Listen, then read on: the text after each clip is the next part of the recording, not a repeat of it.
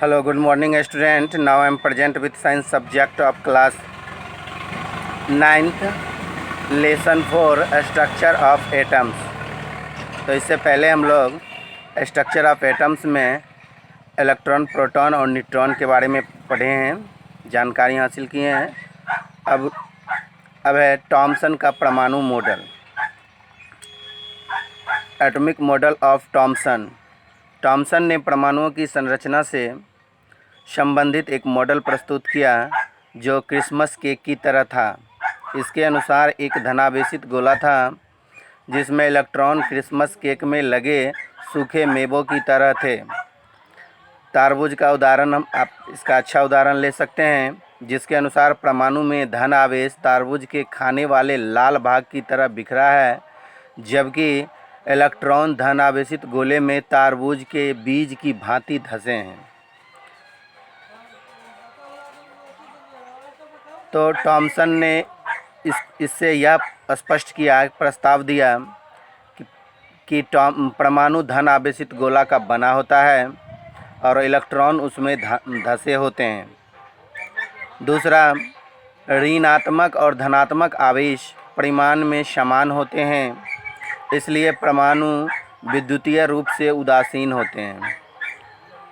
तो थॉमसन के परमाणु मॉडल में कुछ कमी रह गई थी, तो वो था कि दूसरे वैज्ञानिकों द्वारा किए गए प्रयोगों को इस मॉडल के द्वारा नहीं समझाया जा सका। तब हुआ कि परमाणु नाभिक की खोज। तो परमाणु केंद्रक की खोज रदरफोर्ड ने की।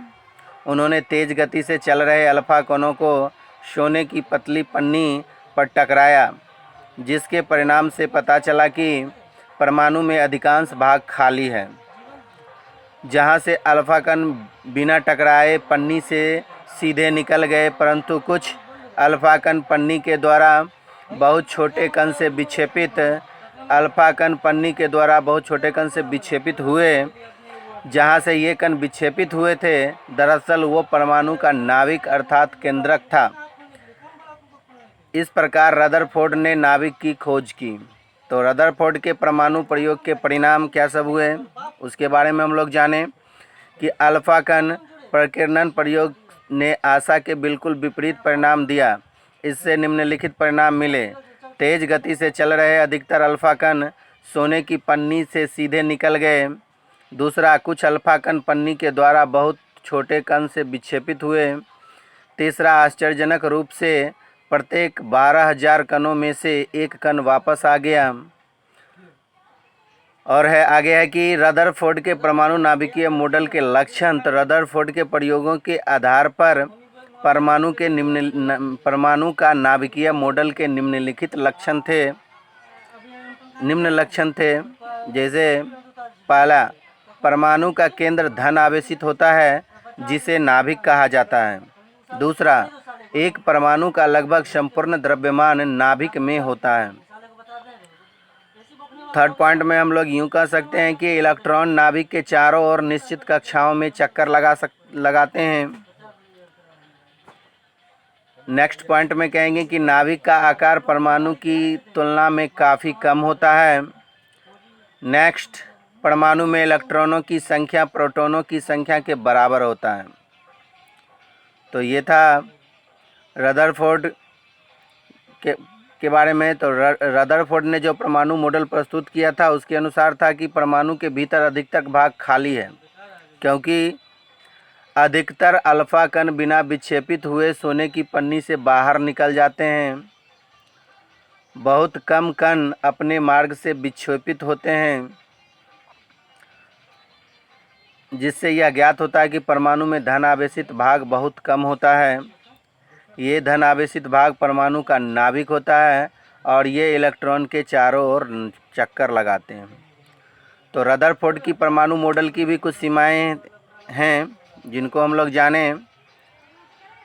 रदरफोर्ड के परमाणु मॉडल के अनुसार इलेक्ट्रॉन्स परमाणु के नाभिक के चारों ओर चक्कर लगाते हैं, जैसे ग्रह सूर्य के चारों ओर चक्कर लगाते हैं, परंतु इलेक्ट्रॉन तृतीय कक्षा में घूमते हुए अस्थायी नहीं बने रहेंगे, क्योंकि परिक्रमा के दौरान वे त्वरण उत्पन्न करते हैं।